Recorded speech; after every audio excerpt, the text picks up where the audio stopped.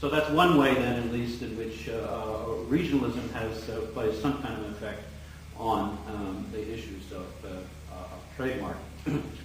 A more complex set of issues, and one that I'm not going to be able to go into in any great detail here today, but also includes an issue involving Southernism, surrounds the word opry, which has been the subject of at least 3 important lawsuits in the past 35 years.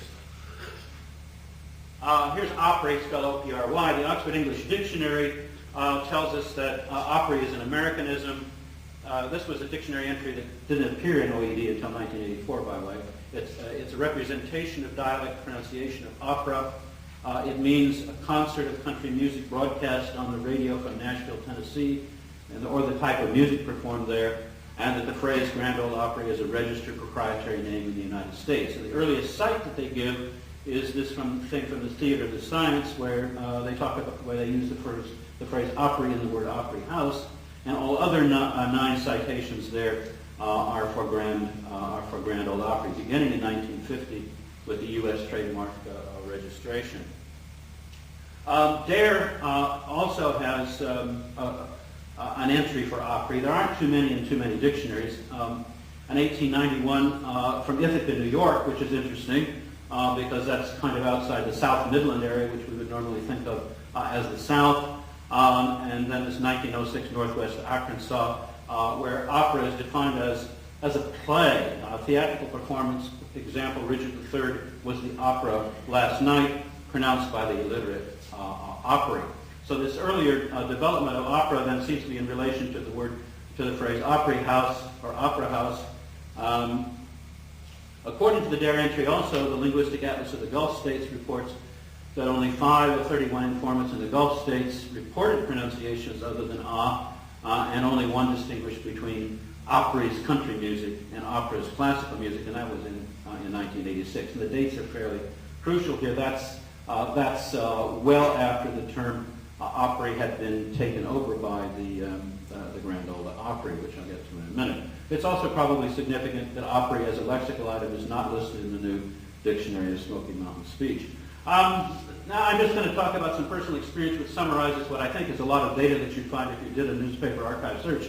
I'm familiar with the term opera house as a child in the 1940s in Cedar Rapids, Iowa, where it was used by family members of my grandmother's generation in relating events that happened years ago.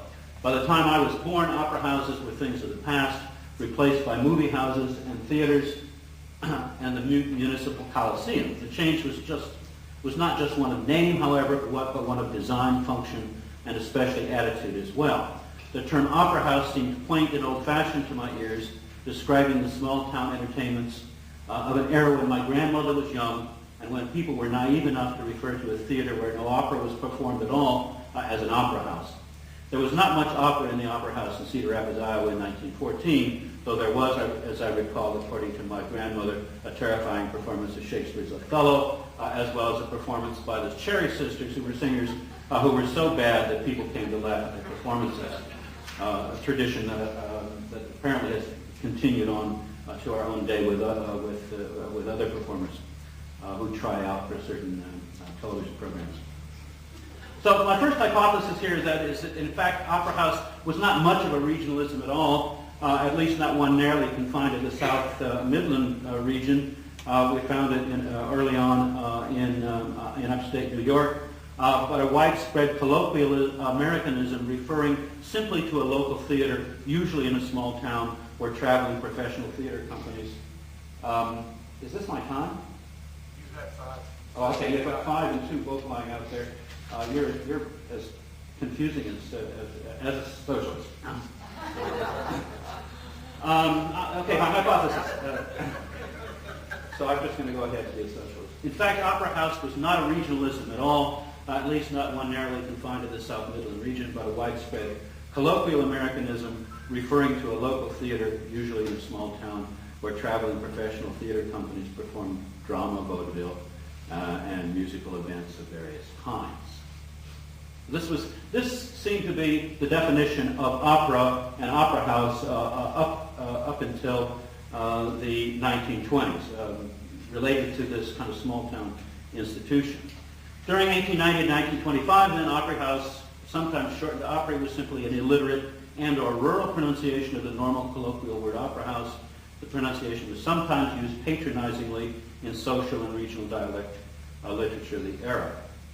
All right, and you can see this from the poem, these two poems here that I don't have much time to read. Again, they're talking about Opry houses, and a lot of this is in dialect. It's relatively patronizing. It's an association of opera of opera houses with entertainment in general, and the pronunciation Opry with sort of rural and or working class life.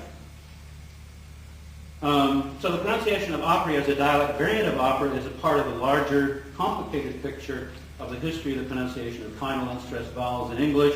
Iowa, Iowa, Missouri, Missouri, but not Nevada for some reason. Yellow as yeller, and the to the e is usually thought of as South Midland and stigmatized. But there are also words like subpoena and Ouija, subpoena, which is sometimes pronounced subpoena, which is sometimes pronounced subpoena, Ouija as Ouija, and so on, and so on. So then with the passing of the opera house as a cultural artifact, the unmarked colloquial term opera house began to disappear, except in nostalgic narratives such as my grandmother's. The use of the stigmatized pronunciation Opry remained in the satirical sense and as a form still heard in less prestigious regions where the term opera house and opera, meaning entertainment, had not yet been replaced by theater and coliseum. So then what happens? So this is rather like a split in shirt and skirt, or man and mon in Jamaica that Jeffrey Reeser talks about. And now down to my last minute, so I will take about 2 minutes to wrap this up. How does this work then with the legal situation? Why is this of any interest at all? Well, here are three critical questions about Opry for trademark purposes.